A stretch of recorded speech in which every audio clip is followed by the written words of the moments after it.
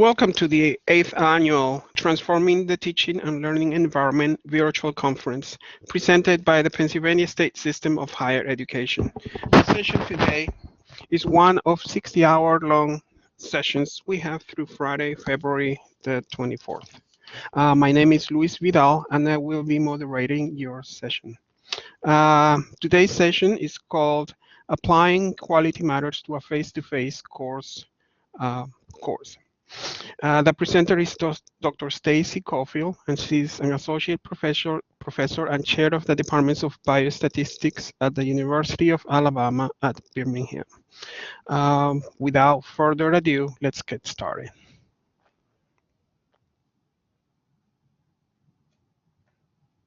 You're good to go. Fantastic. Thank you so much.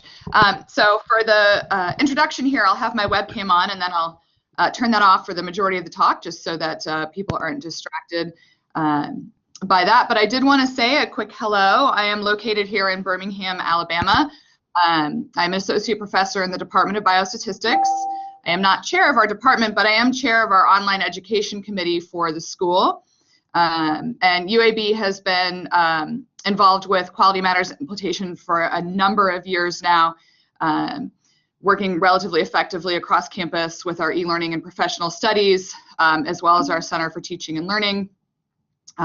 Within the School of Public Health, we have one fully online degree, the MPH, and that's offered in 5 different disciplines with several sub-disciplines as well. And so we have been working towards getting Quality Matters certified here. I see that a number of people have already chatted, so I'm glad to see that that function is working.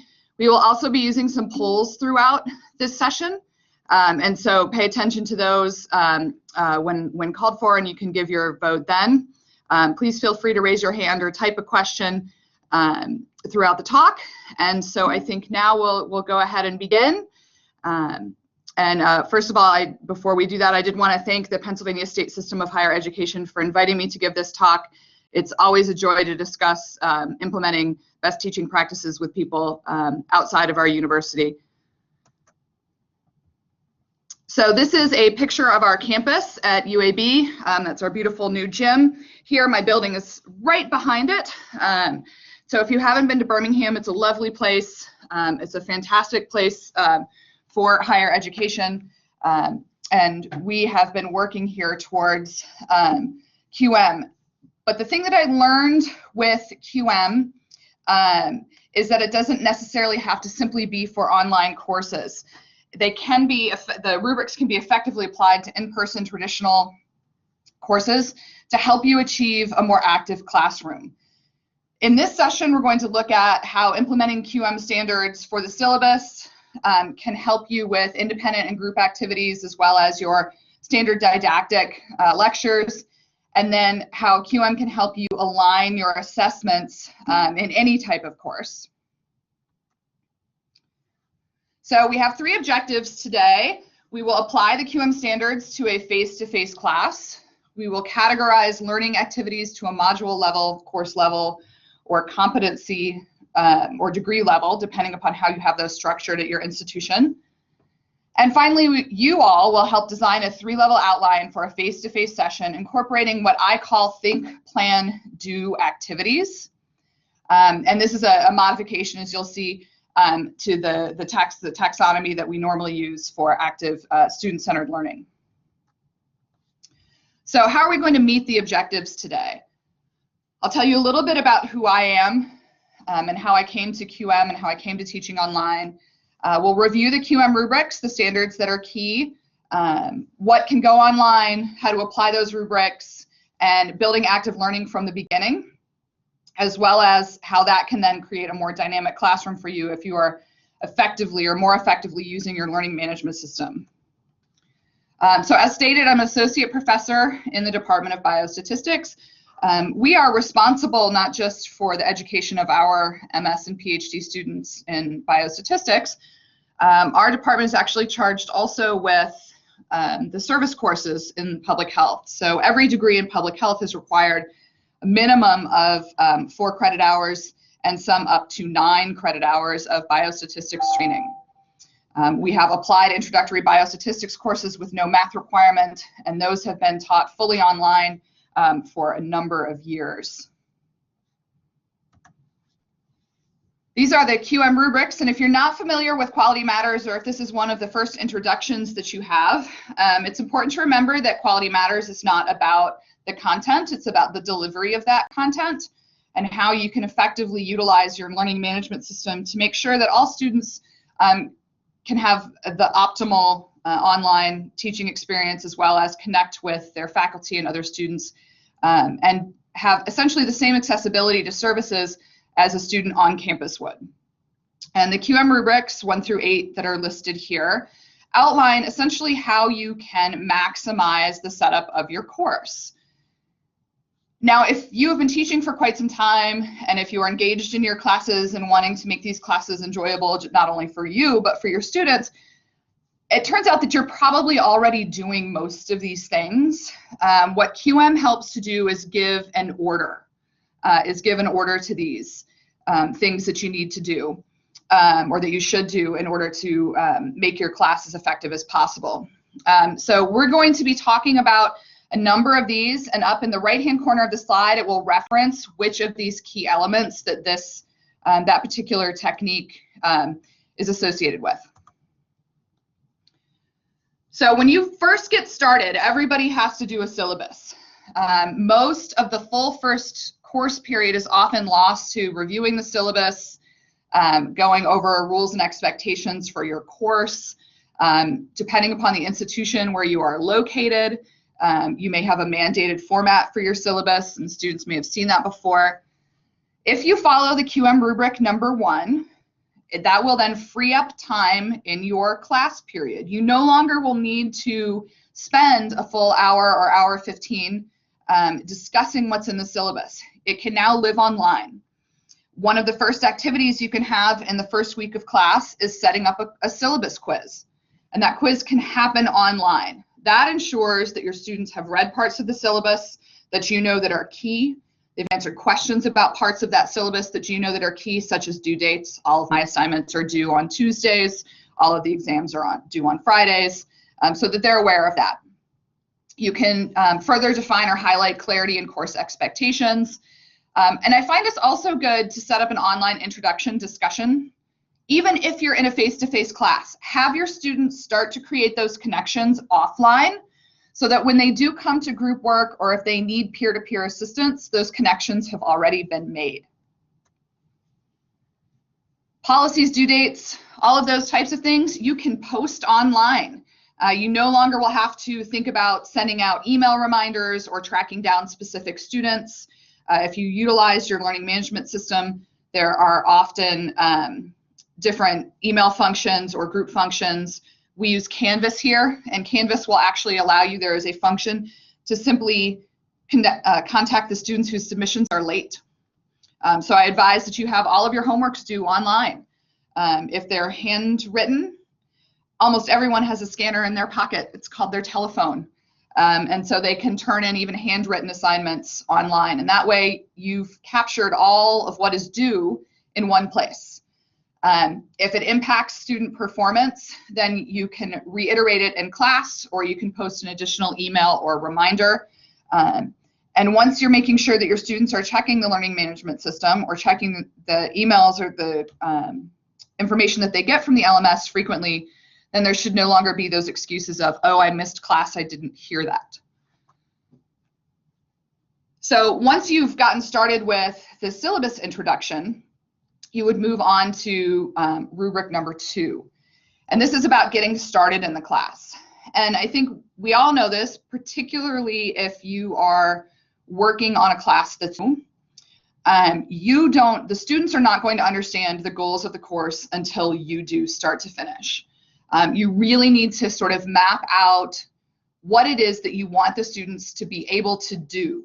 Not simply understand, but be able to do as well, whether it be discussion or writing papers by the end of the semester on specific topics. So if you have a big picture idea of what you want out of the class and the face-to-face interactions, then that will help your students go a long way towards understanding what their goals are in the class and what their role is. So ask yourself what major topics will be covered and what types of learning materials you want to present. And then also what technologies and media will be needed for those activities, and that actually goes directly towards QM6.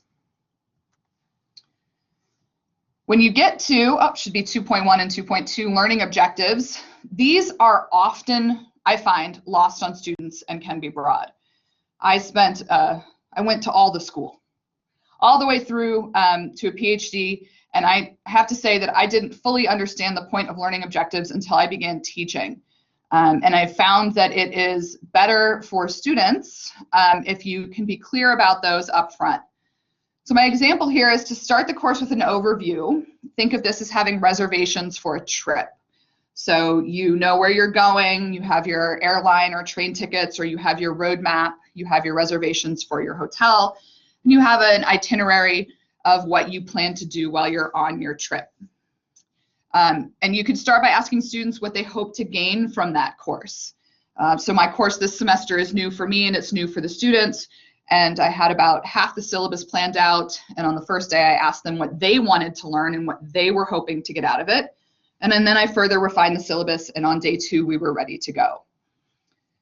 When the course concludes, you can actually end with a review. And I published a slide deck for my students with each of the objectives and how they've met them so that they understand what it was that they really covered in this course. And this is similar to showing a slideshow or scrolling through your phone pictures when you get back from your trip. So you can show people, oh, I really wanted to go to this museum and here I am.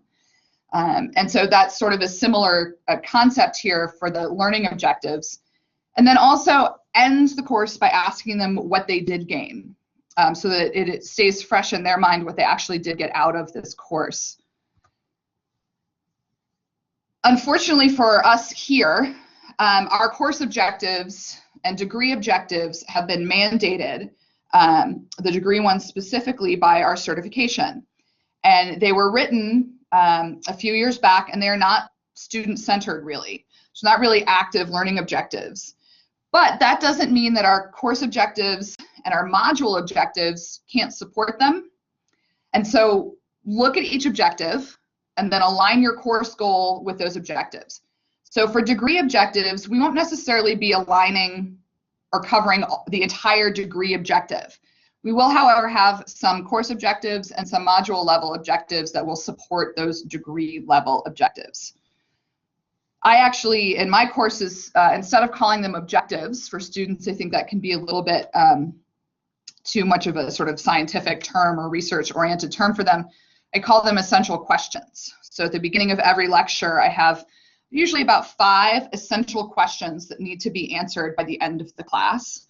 Those essential questions then support the module objectives, the modules support the course, and the course support the degree.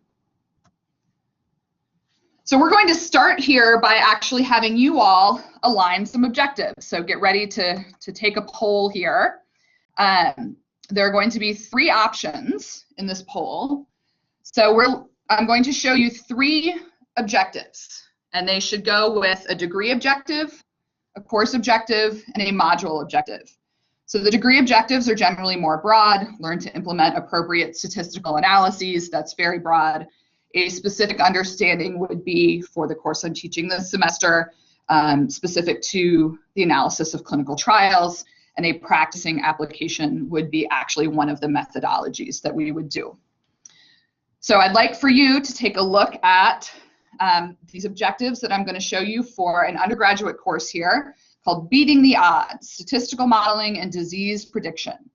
So this is an honors undergraduate class in public health. I'm going to show you 3 objectives, 1 degree, 1 course, and 1 module. And see, by voting here, if you can align them in a way that shows you, so critique published manuscripts, understand historical milestones in public health, and complete an 11-point checklist is the assigned paper. So we've got option 1, A would be the degree level, B would be the course level, and C would be the module. 2 would be B is the degree level, A is the course level, and C as the module level. And then if it's hidden by the poll, if you have that pulled up, the 3rd option is CAB. So C is the degree level, B or A is the course level, and C is the module level. So remember, the module level is what we consider the practicing application. So something that they would actually, in fact, be completing. That should be a little key for you. So it looks like we have a good number of responses here. That's fantastic. I'm going to go ahead and advance here to the next slide. And most people, in fact, did get this correct, that the degree level objective would be to understand historical milestones in public health and how they influence current practice. So this is, in fact, a very broad concept. It's not a very student-centered. It's hard to measure someone's understanding. This is something that was mandated for us by several years ago. And when we go through our certification, I think we'll then try to realign these a little bit to more student-centered. The course objective here, in that particular course, we critique a number of published research manuscripts so that they can learn to identify how to interpret public health and implement it and influence current practice, implement public health research. And then the practicing application there is completing that 11-point paper checklist for the assigned research paper. And actually what I have them do is I have them read the paper with the checklist on their own. And on the checklist, they then note in the paper, and on the paper they highlight it. They can do this in a PDF for an online version of the class, which has worked out quite well. Then we come to class and they actually have group discussion, and then we have a full class discussion about the paper. Once those degree objectives are aligned with the course and module objectives, so you know what it is that you want them to do and how it's going to support or align with other objectives, you actually do need to think more closely about those course assessments. And so an example of that is that completing the 11-point checklist. I want them to be able to critique papers. Each assessment should be supported by that practicing application for the module objective. And if you start simple and build some more complex assessments, this will help with student retention. Simple assessments can include multiple choice, true or false, those matching questions. And actually all of those learning checks can be done online. So as I said, we have students review the paper online, and then they have a discussion before we have an open class discussion. And that will free up time in the classroom and also ensure that if the paper is due before the class, that the students have in fact actually completed it prior to walking into the classroom. I've actually, in some of my courses, begun to give reading quizzes before the class date where we cover it to ensure that they've read the chapters. And I advise here that you use rubrics. If you teach online, you know that you sort of have to, because you won't be able to individually defend your grading decisions to every single student in a large online course. And the rubrics, or what you were scoring for, can go a long way towards alleviating some of those questions. If you use them for your face-to-face classes, again, the students can review their own work, so student to content, and then come to you with specific questions they have about what they missed or understanding what they missed. So what types of assessments are appropriate? This is a triangle that I've appropriated, but I really like it. 10% of what we read is what is remembered. And it goes all the way down to 90% of what we teach others. So we all know that you don't fully learn material until you actually teach it yourself. And this triangle sort of represents that. So an easy thing to do is to start students reading or watching a video, but then going into discussions or doing group work or even doing some peer-to-peer tutoring or teaching in the classroom will really help drive home those concepts that are particularly important. And this is where I come to what I call think, plan, do. So this is one of my favorite quotes, making thinking visible. Start with an online activity, something that gets the students teaching. Move the concept to face-to-face small group work. And that group work can actually take place online as well. You can use GoToMeeting or Big Blue Button. You can use Blackboard Collaborate for group work, or they can simply do it on a discussion board.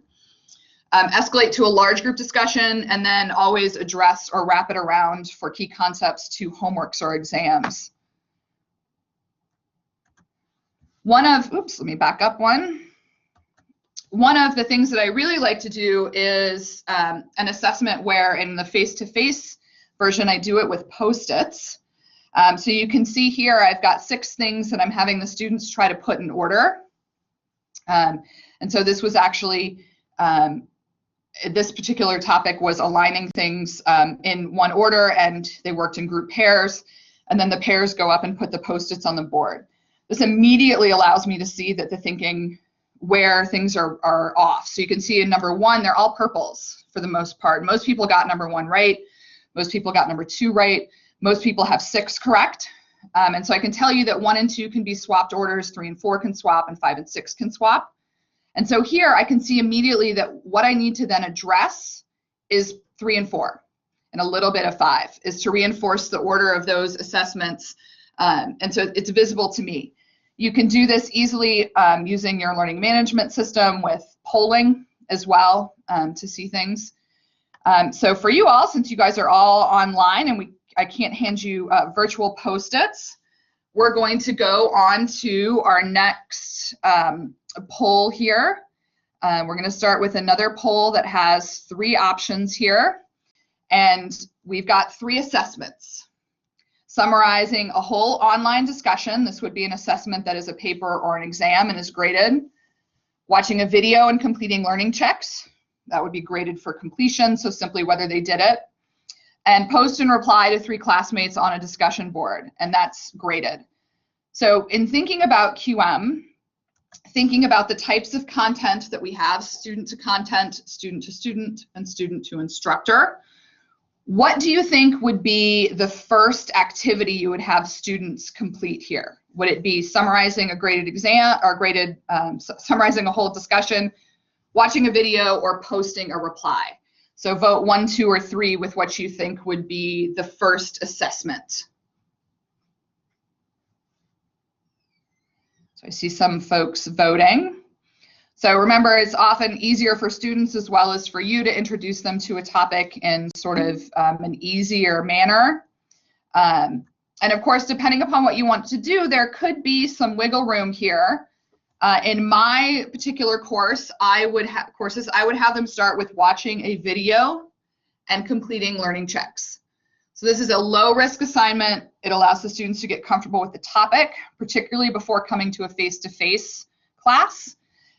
It could be also reading online. It could be a posted lecture video. It could be something you've pulled from YouTube. What do you think would be the next assessment then? Use the same poll here. And would it be summarizing the whole online discussion, or would it be posting to the discussion board? What is it that we think we would have here?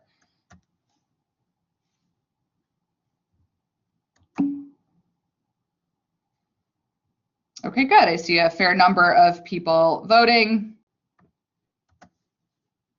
And that's correct. Posting and replying to 3 classmates on the discussion board for grading, and you can issue a rubric for this ahead of time, what constitutes a good post or discussion. So things such as me too don't get them any points. Incorporating prior discussion or additional outside resources would gain them higher points. And this discussion could actually take place in class, where people critique or do somewhat of a debate. It could take place online, or you could have it take place online and then bring it into the classroom. That then leaves us with the third assessment, which would be summarizing the entire discussion by writing a paper, a full paper, or an exam for that. And this leads us straight into the types of instructional materials you saw. We started with a video or potentially reading a paper. And having a variety of materials throughout your course allows different learners to achieve their highest learning level. While most people or most students can figure it out eventually, I'm not a great reading comprehension person. I prefer to listen to things, and then what I read, I have to rewrite. Some other students do very well with reading. Most people can ultimately figure it out, but if you offer different materials, it allows every student to feel comfortable and included in the ways that they learn best.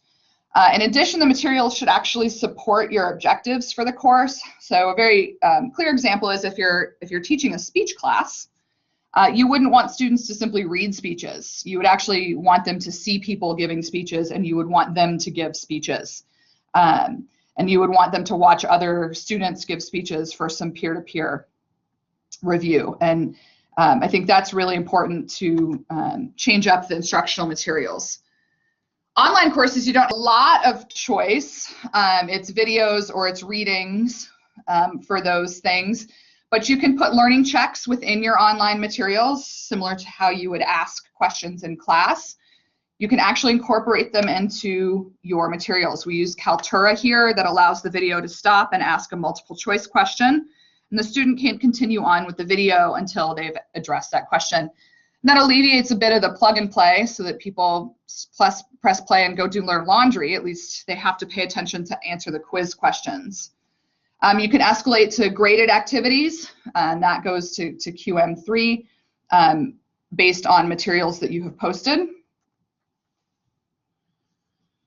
I like to escalate my activities in order of what I call this think, plan, do. So the first couple of activities are things that make the students think. They're connecting directly to the content, so they're reading or they're watching. Then there's an activity that has plan. In this case, it would be, say, creating their outline. So planning to do something.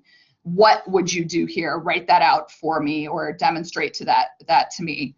And then doing. So recording a section of a speech for review by the class or giving a full speech, say, for their final. So 3 activities tend to be where we reinforce the material. And this is the order in which I like to attempt to do them. These can be used effectively in face-to-face classes, and you can certainly alleviate some of the time in classes by posting the readings ahead of time. And not just a textbook, you can go out and find things. You can have small activities online prior to class, and then you can reserve your class time for active learning, like that posted example or a class discussion. You will not need to spend valuable face-to-face time. And this actually goes directly to the types of learner engagement. The materials that you use reflect what type of engagement you want. So student to content, that would be reading or watching. Student to instructor would be lecture or discussion. And then student to student, group work, discussion, and peer review. So trying to actively incorporate those different types of engagements into your class for a more dynamic class. And here we see now the think, plan, do triangle. So you guys will all recognize this is the modified Bloom's taxonomy. I've actually taken the 6 parts of the triangle or the taxonomy and divided it up into 3 areas. So the think is understanding and remembering. So for every key component, have them do an activity that's from understanding or remembering, as well as one that's from analyzing or applying, and then a final activity for creating and evaluating up at a higher level. And these are for those key course objectives. And that brings us to our 3rd activity for you all. This is, we are now going to go into the text portion. So everybody get ready to chat here. We're going to craft an outline for think, plan, do for a single course module. So imagine, if you will, a nursing course, and they need to, this is the broad degree level. Again, it's written, understand the rationale for hand hygiene, recognize current hand hygiene products, and enhance adherence to recommended hand washing guidelines. So one of the course objectives in a first-year nursing course is washing your hands. This is, of course, a very academic way to write it out, but they have to pass hand washing, and there are some strict guidelines for that. If we were going to plan an initial activity to enhance adherence to recommended hand washing guidelines, so this would be an activity under remembering or understanding, so a think activity. Type in the chat what type of activity you would have the students potentially start with. I like the little chat thing here. It says, say something. So if you were planning this class, have students read about the importance of hand washing. Great. Is there any more detail to that? Right, list the steps of hand washing to comply with guidelines. Yes, so that's actually a more active, but I would assume listing the steps of hand washing would follow a lecture or follow watching a video. Yeah, washing, association with some things. So talking about, or really taking it those several steps further about what happens if you don't wash your hands. How is it that germs spread? So reading or watching or having a lecture about that, that if you don't, then you touch the doorknob and then somebody else comes in and touches that doorknob and then they touch a patient, or they touch a piece of equipment. So that's great for those think activities. Get them understanding why this is important. After having students do that, the next thing would be an analyze or apply. So what type of plan activity do you think that you would have students do, where they would be planning something for an activity that's supposed to enhance hand washing?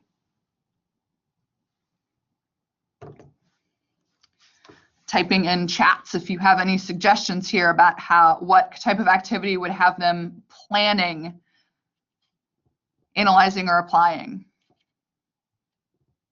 So how about perhaps having them outline the steps themselves? So they would list the steps, or they could plan the area. Right, brainstorms ways to reinforce behavior. Great, that's fantastic. They could think about singing songs, right? So we have those in our restrooms here about sing happy birthday twice while you're washing your hands. I think for the nurses it's 3 times, might be 4. They could plan the area for hand washing. So what needs to be there? What types of soaps? How many paper towels? Yeah, creating an outline for a planned activity for peers, I think, is really where we're going with this. So our first 2, we had a think and a plan. So watch or read and list the steps. And then the second one, create an organization chart for hand washing, or write out the steps or plan the area where the hand washing would happen. Now let's think about a third activity that would have them creating or evaluating. So what would you have them do for their do activity to enforce proper hand washing? This one should be relatively straightforward. If the goal is to have them wash their hands properly, what would you have them do to evaluate that?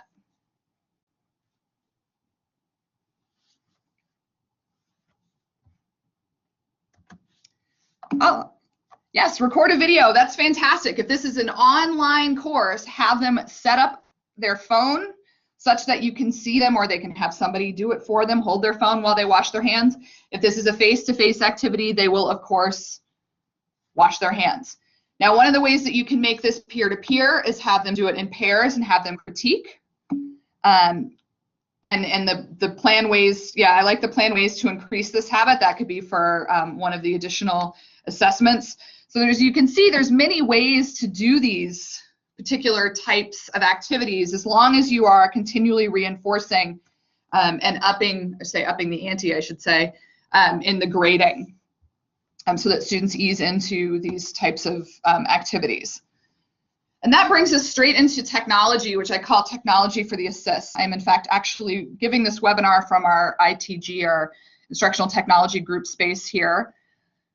A small amount of online time can reduce in-person time. I liked the option of doing the video, have a students record a video of them washing their hands. They could do that before they actually have to then take the test in person and pass. You could set up problem-solving forums for students to be able to do peer-to-peer. You could have mentoring forums online, so where everyone can see or read everything.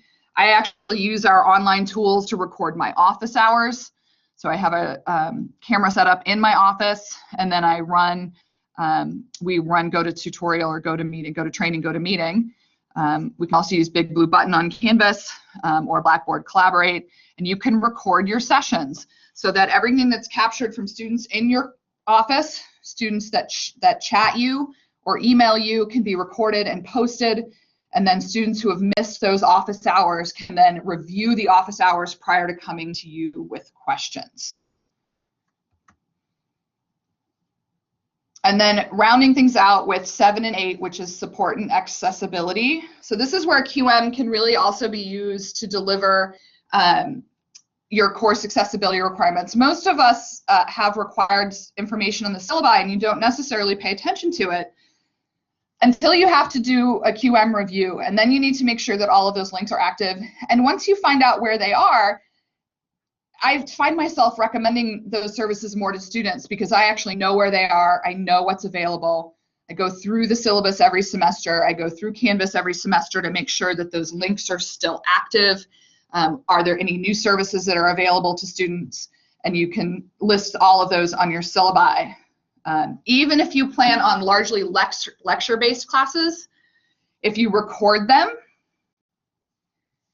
then you transcribe them. That actually supports QM 4, 7, and 8, or if you have any YouTube videos.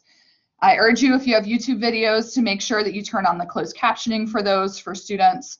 And I think video is a great way in the face-to-face classes to really engage students out of that course time so that they're sort of constantly looking for things. I use Twitter, but for students who are not on Twitter, I post my weekly tweets so that they can see. And for us, I usually am finding articles in the real world that involve statistical analysis, and I have them go read on the New York Times or in a journal about those papers. But for those users that don't have Twitter or don't want to sign up, I do go ahead and post a weekly digest of the tweets that I've done for that class. This brings us to revisiting our objectives for today. So if you remember way back at the beginning of our forum this morning, talked about what the objectives for this session would be. And our objective number 1 was to apply QM standards to a face-to-face class. How was this objective addressed? Well, we reviewed the rubrics, we talked about what could go online, and we actually directly applied some of these rubrics in activity 1. For our objective 2 today, so we talked about how we were going to categorize learning objectives, then we reviewed the objectives, and then you actually aligned the objectives. So it turns out that you have actually completed this activity, and that supported that second objective today.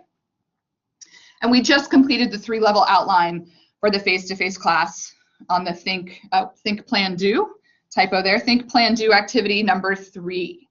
And so as you approach your new classes, really try to focus on how each of the assessments that you're doing and try to work in some smaller assessments that are sort of lower severity for the students prior to the big grading activities like exams or homeworks. I think really what QM has really focused for me is learning to leverage my learning management system, and how trying to apply QM to my online class has really transitioned my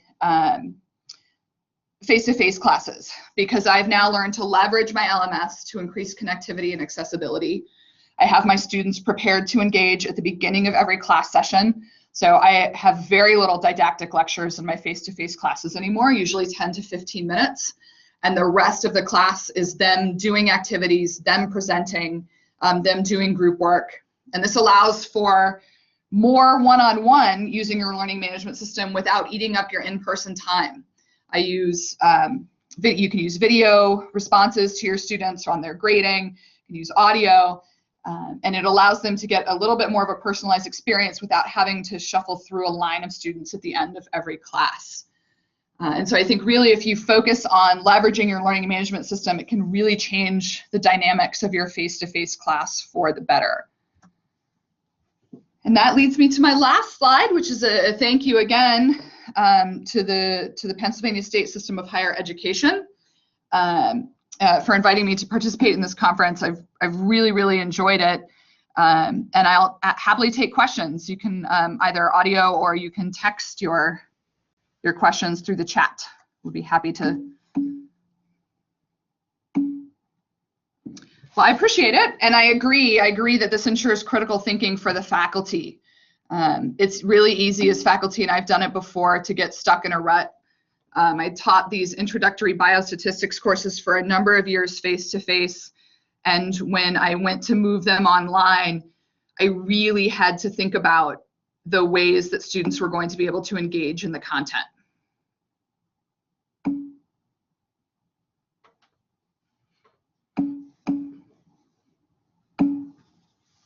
What was the QM6 after the activities was a specific question. And so that is, let's go back here, that's technology. So that's how the technology works in your classroom. And so if you are using technology outside of the learning management system, So you're bringing anything in like Twitter or Kaltura or videos, YouTube. Those are the types of technologies that you need to alert your students to. You need to, in your syllabus, tell them how they can get them, if there's a cost to them, what will that cost be, where they can go for help. That is technology, and that's a really fantastic, I think, way to bring that into your face-to-face classes. We're forced to use more technology in our online classes, but I think we don't use it enough in the face-to-face classes. So the question, there was another question about what do you think a face-to-face translation of QM Standard 8 would be? So for 7 and 8, we're talking about support and accessibility. And for your face-to-face course, one of the options would be if you're posting readings online for students to read before they come into your face-to-face class, just make sure that they have availability of, say, a PDF reader. So if you're posting PDFs and you have people who have learning association issues, dyslexia is a good one where they do better with hearing rather than reading. You could also post short videos that review what they need to really pay attention to highlight those and make sure that those videos are then also closed caption. Most places, and if you have caption turning on here, YouTube actually can caption almost anything for you. It's not perfectly fantastic. I have a YouTube channel that I run some of my things through. But if you need really high level transcription, most institutions can offer that for you, particularly if you have somebody registered with your disability services. Any other questions? Well, fantastic. Perfectly fantastic. Thanks. Well, you know, you always try to be positive. Any other questions? Otherwise, I'll say thank you, everyone. I really appreciated you logging in. And let me forward up here. You can either get my contact information through the Pennsylvania State, the website, or you can look here, and I'm happy to email anybody with anything outside of this. Well, thank you, Stacey. Thank you to everyone else for attending the session. Thanks, everybody. Before we go, though, I would like to thank our sponsors for helping make this conference possible: D2L, MediaSite, and Starfish by Hobson's. And thank you very much again, Stacey. And this was a wonderful presentation. Thank you so much. Everybody have a good day.